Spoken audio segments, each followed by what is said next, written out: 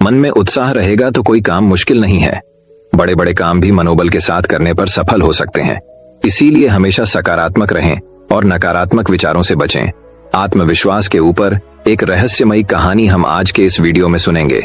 तो चलिए उस कहानी की शुरुआत करते हैं। पहली कहानी आत्मबल अर्थात हमारी आत्मा यानी हमारा विश्वास, जिसके बल पर हम प्रत्येक कार्य को करने की क्षमता रखते हैं और उसे करना प्रारंभ करते हैं। जिसके पास आत्मबल की कमी होती है वह किसी विशेष कार्य को शुरू करने से पहले घबरा जाता है, क्योंकि उसका साहस एकत्र नहीं हो पाता और उसे कार्य को शुरू करने में बहुत सारी परेशानियां नजर आती हैं। वहीं आत्मबल होने पर व्यक्ति को किसी भी चीज की परेशानी नजर नहीं आती, वह अपने कार्यों को करने में सफल रहता है। जब भी आत्मबल से परिपूर्ण व्यक्ति को कोई परेशानी या समस्या का सामना करना पड़ता है तो उसके दिमाग में उस समस्या के निवारण के लिए कुछ न कुछ अच्छे विचार आ ही जाते हैं। इसलिए आत्मबल के बल पर व्यक्ति प्रत्येक समस्या का सामना आसानी से कर लेता है। जब भी हम किसी कठिन समस्या में फंसे रहते हैं तो आत्मबल के सहारे हम उस समस्या का निवारण भी कर पाते हैं। इसलिए एक सफल व्यक्तित्व के लिए आत्मबल होना अत्यंत आवश्यक है। जब हमारे पास आत्मबल होता है तो हमें कार्यों को करने के लिए खुद पर विश्वास होता है। हम अन्य लोगों की सहायता की जरूरत महसूस नहीं करते।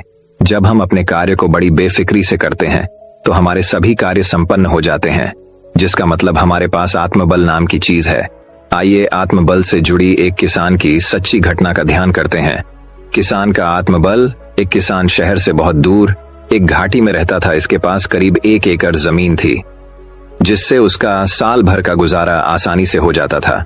उस किसान का वक्त भी अपने खेतों की देखरेख में बहुत अच्छे तरीके से कट जाता, क्योंकि उसके परिवार वाले भी खेतों में किसान का सहयोग करते।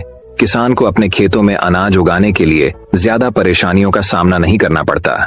किसान और किसान का परिवार हमेशा ही खुश रहता था। इसका कारण उसके खेत में होने वाली अच्छी खासी फसल थी।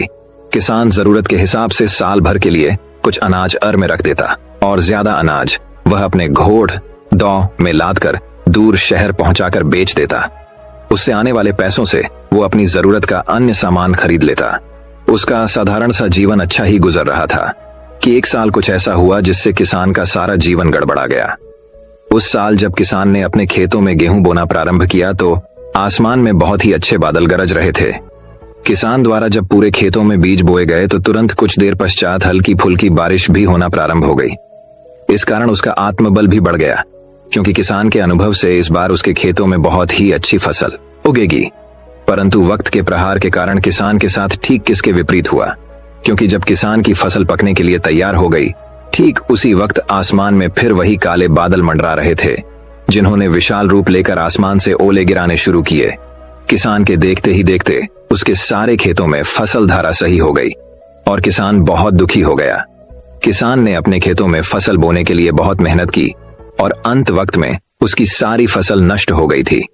उसके इस साल का गुजारा करने के लिए कुछ भी नहीं रहा, परंतु उसका आत्मबल इतना मजबूत था कि उसने हिम्मत नहीं हारी। किसान के पास जो अगले वर्ष फसल बेचकर पैसे आए थे, उसने उनका उपयोग करके अपने आत्मबल के कारण खेत से सारी फसल हटाकर उन खेतों में आलू बो दिए, क्योंकि वह सीजन ही आलू बोने का था। किसान फिर से अपने खेतों में गेहूं होता तो उसे कम से कम 4-5 महीनों का इंतजार करना पड़ता, परंतु किसान ने आत्मबल के दम पर एक सही निर्णय लिया। किसान इन 4-5 महीनों में आलू की फसल को तैयार करके उन्हें बेच देगा और आलू की फसल के बाद वह फिर से अपने खेत में गेहूं बो देगा। इस प्रकार किसान अपने आत्मबल के कारण बुरी परिस्थितियों का सामना कर पाता है और फिर से एक अच्छा भविष्य बना लेता है। सीख, हम आत्मबल के होते हुए प्रत्येक समस्याओं का सामना बड़ी ही आसानी से कर पाते हैं। इसलिए हमें हमेशा कार्य को करते वक्त धैर्य और आत्मविश्वास रखना चाहिए। इस कारण हमारा आत्मबल बढ़ पाता है, क्योंकि हर एक समस्या का कोई ना कोई हल होता है। बस उसे ढूंढने की जरूरत पड़ती है, जो आत्मबल के होते हुए मिल ही जाता है। अब यहाँ एक मुख्य प्रश्न आता है कि हम किस तरह अपने आत्मबल में वृद्धि कर सकते हैं। इस प्रश्न के जवाब में अब हम इस वीडियो में अपना आत्मबल बढ़ाने के लिए कुछ महत्वपूर्ण बातों पर गौर करेंगे, जिन्हें जानकर आप आसानी से अपना आत्मबल बढ़ा सकते हैं और एक सफल व्यक्तित्व की कल्पना कर सकते हैं। कोई भी व्यक्ति अपना आत्मबल कैसे बढ़ाए? यदि हमें अपना आत्मबल बढ़ाना है तो हम चाहे किसी कार्य को करते करते 100 बार असफल हो जाए, लेकिन उसे फिर भी पूरा करके ही छोड़ना चाहिए, क्योंकि ऐसा करने मात्र से एक तरफ हमें हमारी असफलताओं से सबक और अनुभव मिलता है, साथ ही जब हम किसी असंभव प्रतीत होते कार्य को अंत में कर ही लेते हैं तो हमारे आत्मविश्वास में कई गुना वृद्धि हो जाती है।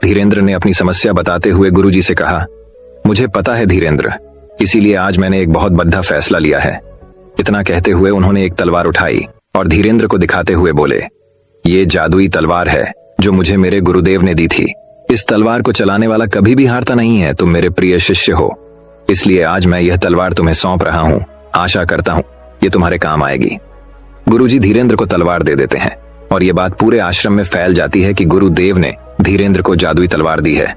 अगले दिन जब धीरेन्द्र वह जादुई तलवार लेकर अभ्यास करने जाता है तो सब देखकर हैरान रह जाते हैं। यह धीरेन्द्र पुराना धीरेन्द्र नहीं था। उसके अंदर आज एक अलग ही जोश था। ऐसा लग रहा था मानो कोई नौसिखिया नहीं बल्कि कोई हुनरबाज तलवार चला रहा हो। कारण सब जानते थे, आज धीरेन्द्र के पास जादुई तलवार जो थी।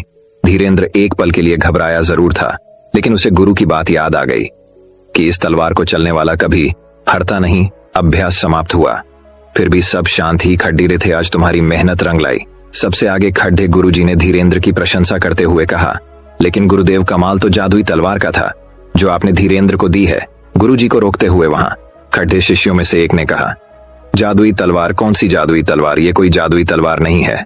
हाँ, ये मैंने दी जरूर है, लेकिन इसमें कोई जादू नहीं है। अगर आज कोई जादू हुआ है तो वो है धीरेन्द्र के अंदर से डर का छू मंत्र होना। क्या मतलब ये कि ये तलवार प्राप्त कर धीरेन्द्र को यह लगने लगा कि यह जादुई तलवार है, लेकिन ऐसा कुछ था ही नहीं।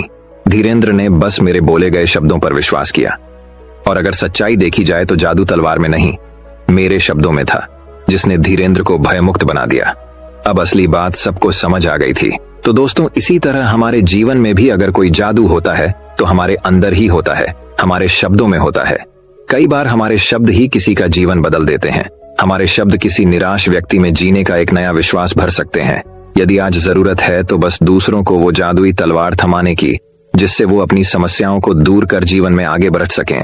वो जादुई तलवार और कुछ नहीं बल्कि आपके शब्द ही हैं, जो किसी का आत्मविश्वास बढ़ाकर उससे वो भी करवा सकते हैं जो लोगों को असंभव लगता है। ये आत्मविश्वास पर कहानी आपको कैसी लगी? अपने विचार हमें कमेंट बॉक्स के माध्यम से जरूर बताएं। तो दर्शकों, चलिए अब हमारे तीसरी कहानी की शुरुआत करते हैं। तीसरी कहानी, पुराने समय में एक राजा के पड़ोसी राज्य उसका राजपाट हड़पना चाहते थे। इसके लिए शत्रु राज्यों ने राजा के दूसरे शत्रुओं को अपने साथ मिला लिया और आक्रमण करने के लिए सेनाएं बुला ली। सभी शत्रु एक साथ आ गए थे, इस कारण इनकी सेना बहुत बड़ी हो गई थी। जब ये बात राजा को मालूम हुई तो वह घबरा गया। राजा तुरंत ही अपने सेनापति के पास पहुंचा। सेनापति भी डरा हुआ था। सेनापति ने जब शत्रुओं की सेना के बारे में सुना तो उसने राजा से कहा कि अब हमारी हार तय है। शत्रुओं की संख्या काफी अधिक है, हमारी सेना इनका सामना नहीं कर पाएगी। हमें पहले ही हार मान लेनी चाहिए। ऐसा करने से सभी के प्राण बच जाएंगे। ये बातें सुनकर राजा की चिंता और बढ़ गई। वह तुरंत ही अपने गुरु के पास पहुंचा। गुरु बहुत विद्वान संत थे। राजा ने गुरु को पूरी बात बताई। संत बोले कि राजन, सबसे पहले तो उस सेनापति को कारागार में डाल देना चाहिए। सेनापति का काम होता है सेना का उत्साह बढ़ाए, लेकिन ये तो सेना का मनोबल ही कमजोर कर रहा है। राजा ने पूछा कि अगर हम सेनापति को जेल में डाल देंगे तो सेनापति किसे बनाएंगे? गुरु ने कहा कि तुम्हारी सेना का प्रतिनिधित्व मैं करूंगा, यानी अब से मैं सेनापति। ये सुनकर राजा को समझ नहीं आया कि क्या करे और क्या ना करे, लेकिन गुरु की बात मानने के अलावा कोई और उपाय नहीं था। राजा ने संत की बात मानकर सेनापति को पद से हटा दिया। संत सेना के सामने पहुंचे और सेना को लेकर युद्ध लड़ने के लिए चल दिए। रास्ते में एक मंदिर आया तो संत ने कहा कि कुछ देर रुको, मैं भगवान से पूछ कर आता हूं, हमें इस युद्ध में जीत मिलेगी या नहीं। ये बात सुनकर सेना हैरान थी कि पत्थर की मूर्ति भला कैसे जवाब देगी, लेकिन संत के बारे में सभी जानते थे कि ये वर्षों से पूजा पाठ कर रहे हैं, तो संभव है कि भगवान से इनकी बातचीत होती होगी। कुछ देर बाद संत वापस आए और उन्होंने सेना से कहा कि भगवान ने कहा है, अगर आज रात मंदिर में रोशनी दिखाई दे तो समझ लेना कि जीत तुम्हारी सेना की होगी। उस समय शाम होने वाली थी। पूरी सेना रात होने की प्रतीक्षा करने लगी। जब अंधेरा होने लगा तो सभी सैनिकों ने देखा कि मंदिर में रोशनी हो रही है। ये देखते ही पूरी सेना का मनोबल बढ़ गया और सभी कहने लगे कि भगवान भी हमारे साथ है, जीत हमारी ही होगी। अगले दिन पूरे मनोबल के साथ सेना शत्रुओं पर टूट पड़ी। कुछ ही दिनों में शत्रुओं की सेना की हालत बहुत ज्यादा खराब हो गई। कुछ सैनिक मैदान छोड़कर भाग गए और कुछ ने आत्मसमर्पण कर दिया। इस तरह राजा की सेना युद्ध जीत गई। युद्ध जीतने के बाद सेना अपने राज्य लौट रही थी तो रास्ते में वही मंदिर वापस आया। संत ने सैनिकों को बताया कि उस दिन मैंने यहाँ एक दीपक जलाया। दिन होने की वजह से दीपक की रोशनी दिखाई नहीं दी, लेकिन अंधेरा होने पर दीपक की रोशनी दिखने लगी। तो आप सभी का मनोबल बढ़ गया और इसी मनोबल से हमें जीत मिली है। सीख, मन में उत्साह रहेगा तो कोई काम मुश्किल नहीं है। बड़े बड़े काम भी मनोबल के साथ करने पर सफल हो सकते हैं। इसीलिए हमेशा सकारात्मक रहें और नकारात्मक विचारों से बचें। तो दर्शकों, चलिए अब हमारे चौथे कहानी की शुरुआत करते हैं। चौथी कहानी, खतरा हमारी छिपी हुई हिम्मत की कुंजी है। खतरे में हम भय की सीमाओं से आगे बढ़ जाते हैं। आत्मविश्वास ही मनुष्य का सबसे विश्वसनीय मित्र है। गैलीलो झील के किनारे भीड़ लगी हुई थी। उस दिन मौसम कुछ ठीक नहीं था। कौन जाने तूफान कब आ जाए, इसलिए सभी यात्रियों में पार जाने के लिए आपाधापी मची थी। ज्यादातर लोग डरे सहमे से नाव में बैठे थे। अभी नावें झील के बीचों बीच ही पहुंच पाई थी कि अचानक तूफान जा गया। भयभीत लोगों के प्राण कंठ में आ गए। कितने ही भगवान से पार लगाने की दुआ मांगने लगे, पर ऐसा लगता था कि जैसे तूफान उनके इस कार्य से और क्रोधित हो उठा हो। तूफान का वेग निरंतर बढ़ता ही जा रहा था और अब तो झील का पानी भी कुलांचे मारने लगा था। सभी नावें बुरी तरह थरथराने लगीं।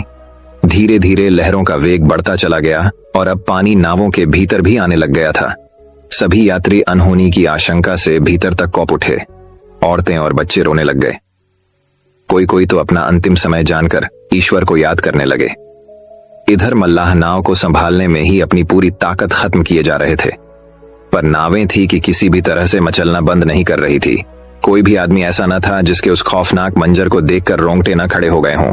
पर उस घनघोर तूफान और निराशा के निविड़ अंधकार के बीच एक व्यक्ति ऐसा भी था जो नाव के एक कोने में बिल्कुल शांत सोया पड़ा था। ऐसा प्रतीत होता था जैसे उसे दुनिया जहान की कोई खबर ही न हो। सभी की आंखें एकटक उसे ही देखे जा रही थीं। पास बैठे लोगों ने उसे झिंझोड़कर जगाया और उससे सारा माजरा कहा। सब सुनकर उसने लोगों से कहा, तो फिर इसमें घबराने की बात क्या है? तूफान तो अक्सर आते हैं, कभी कभी नाव भी डूब जाया करती है और इंसान भी मरते ही हैं। तुम लोग इतना क्यों डर रहे हो? नाव पर बैठे सभी लोग उस विचित्र आदमी की बात सुनकर सुन रह गए। किसी के मुंह से एक शब्द न निकला। उन्हें बहुत डरा हुआ देखकर फिर उस अलमस्त पात्री ने कहा, दोस्तों, तुम्हें आखिर किस बात का भय है? तुम क्यों इस बात पर यकीन नहीं करते कि यह वाकई थोड़ी ही देर बाद शांत पड़ जाएगा? यकीनन तुम लोगों ने तूफान की ताकत को विश्वास की ताकत से भी ज्यादा बड़ा मान लिया है। अगर तुम्हें यकीन है तो यह तूफान इसी क्षण शांत हो जाएगा। डरे सहमे लोग एकटक उसका मुंह निहार रहे थे और वह अद्भुत यात्री बिल्कुल शांत और अविचल खड़ा था। सहयात्रियों पर एक तीक्ष्ण दृष्टि डालकर उसने अपनी आंखें बंद की और अपने अंत में उमड़ते विश्वास के सागर में उतारकर आदेश देते हुए कहा, शांत हो जाए अल्हड़ तूफाना। और इसी के साथ एक महान आश्चर्य घटित हुआ। वह भीषण तूफान जिसकी गर्जना से झील का पानी बल्लियों उछल रहा था और जो सभी नावों को लील जाने को बेताब था, अब बिल्कुल शांत पड़ गया था। नार्वे भी बिल्कुल स्थिर हो गई थीं। सभी लोगों की जान में जान आ गई। उनकी मुख मुद्रा से ऐसा प्रतीत हो रहा था जैसे कि आज उन्हें एक नया जीवन मिला हो और इसके साथ साथ उनके होंठों पर झलक रही थी उस अजनबी और अद्भुत मुसाफिर के प्रति श्रद्धापूर्ण कृतज्ञता जिसने आज उन्हें मझधार में डूबने से बचा लिया था। सभी लोगों के सोए हुए आत्मबल को जगाने के उद्देश्य से उस महापुरुष जीसस क्राइस्ट ने कहा, भाइयों, कैसी भी मुश्किलें क्यों ना आए, जिंदगी में कभी हौसला मत खोना। हमेशा याद रखना, किसी भी तूफान की ताकत तुम्हारे विश्वास की शक्ति से ज्यादा बढ़कर नहीं हो सकती। अपने दिल से हर तरह के डर को निकाल कर फेंक दो, तभी तुम आगे बढ़ सकते हो। सिर्फ तभी तुम खुद को जिंदा रख सकते हो, वरना मुसीबतों के तूफान तुम्हें कभी चैन से न जीने देंगे। धैर्य रखो और विश्वास की प्रचंड शक्ति से उनका डट कर मुकाबला करो और फिर वे तुम्हारे देखते देखते ऐसे ही गायब हो जाएंगे जैसे अभी अभी यह तूफान शांत पड़ गया। पीड़ा अस्थायी होती है, लेकिन हिम्मत हार जाना स्थायी होता है। तो दर्शकों, चलिए अब हमारे 5वें कहानी की शुरुआत करते हैं। 5वीं कहानी, आत्मविश्वास को बनाकर रखिए, ऊंचाइयां आपके कदम चूमेंगी। संत ने युवक से कहा कि तुम्हें नौकरी भी मिल जाएगी और तुम सफल भी हो जाओगे। इसके लिए तुम्हें निराश होने की जरूरत नहीं, बल्कि और मेहनत करने की जरूरत है। युवक ने कहा कि मैं किसी योग्य नहीं हूं। एक नगर में एक युवक रहता था। वह वर्षों से जमकर मेहनत करता आ रहा था। कई वर्ष बीत गए, लेकिन युवक को सफलता नहीं मिली। इसी वजह से काफी निराश रहने लगा था। असफलता की वजह से नकारात्मक विचारों ने उसे अपने गिरफ्त में ले लिया। वह अपने जीवन से इस कदर निराश हो गया कि आत्महत्या करने का विचार बना लिया। वह आत्महत्या करने के लिए जंगल जा रहा था। जंगल में अचानक से उसकी मुलाकात एक संत से हुई। संत ने युवक से पूछा कि तुम इस घनघोर जंगल में क्या कर रहे हो। युवक ने जवाब दिया कि मैं अपने जीवन में संघर्ष कर करके थक चुका हूँ, मैं आत्महत्या करने जा रहा हूँ। संत ने पूछा, तुम कितने दिनों से संघर्ष कर रहे हो? युवक ने जवाब दिया कि मुझे सालों के संघर्ष के बावजूद भी नौकरी नहीं मिली। संत ने युवक से कहा कि तुम्हें नौकरी भी मिल जाएगी और तुम सफल भी हो जाओगे। इसके लिए तुम्हें निराश होने की जरूरत नहीं, बल्कि और मेहनत करने की जरूरत है। युवक ने कहा कि मैं किसी योग्य नहीं हूं, मुझसे अब जिंदगी में कुछ भी नहीं हो सकता है। संत ने युवक की निराशा को देखकर उसे एक कहानी सुनाई। कहानी कुछ इस तरह है। एक बार एक बच्चे ने 2 पौधों को लगाया, एक बांस और एक नागफनी का पौधा लगाया। नागफनी में जल्द ही पत्तियां आ गईं, लेकिन 1 साल गुजर जाने के बाद भी बांस में कुछ नहीं हुआ। नागफनी का पौधा अब बहुत बढ़ गया था। बच्चे को बांस का पौधा देखकर निराशा हुई। तीसरे और चौथे साल भी बांस के पौधे में कुछ नहीं हुआ। अब बच्चा पूरी तरह से निराश हो गया, लेकिन कुछ दिन बाद बांस के पौधे में अंकुर फूटे और देखते ही देखते बांस का पौधा बहुत बड़ा हो गया। बांस के पेड़ को अपनी जड़ों को मजबूत करने में 4 से 5 साल लग गए, तब जाकर बांस का पौधा बड़ा होना शुरू किया। संत ने युवक से कहा कि अभी आपके संघर्ष का समय है, पहले अपने जड़ों को मजबूत बनाओ, फिर देखो परिणाम क्या होगा। जैसे आपके जड़ मजबूत हो जाएंगे, आप बड़े से बड़े तूफान से टकरा जाएंगे। यह बात युवक को समझ आ गई। वह पुनः संघर्ष के मार्ग पर आगे बढ़ गया।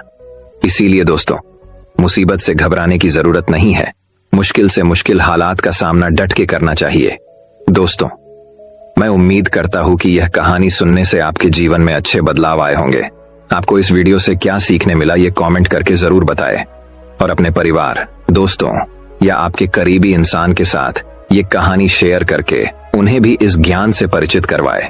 बाकी अगर आपको यह वीडियो दिल से अच्छी लगी हो, तभी इस वीडियो को लाइक कर देना, और आपने अब तक इस चैनल को सब्सक्राइब न किया हो तो चैनल को सब्सक्राइब भी जरूर कर देना। आपका हर दिन शुभ हो और खुशियों से आपका जीवन भरा रहे। धन्यवाद। नमो बुद्धाय।